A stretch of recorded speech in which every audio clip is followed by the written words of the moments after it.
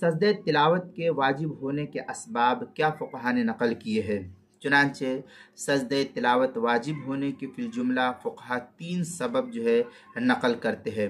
پہلے یہ کہ خود آیت سجدہ کی تلاوت کا کرنا، دوسرے کہ کسی اہلیت رکھنے والے کی تلاوت کو سننا، تیسرے کہ نماز باجماعت میں امام کی اقتداء میں مقتدی پر سجدے کا وجوب، جبکہ اسے امام کے ساتھ سجدہ تلاوت کی ادائیگی کا موقع ملے، خواہ مقتدی نے سجدے کی آیت کو امام سے سنا ہو یا نہیں سنا ہو۔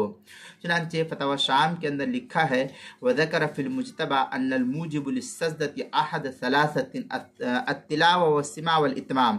اس طریقے کی عبارت فتاوی شامی جو زکریا بک ڈپو دیوبند کا ہندی نسخہ ہے، اس کی دوسری جلد صفحہ 577، کتاب المسائل پہلی جلد صفحہ 531 اور 532 پر بھی اس کو نقل کیا گیا ہے۔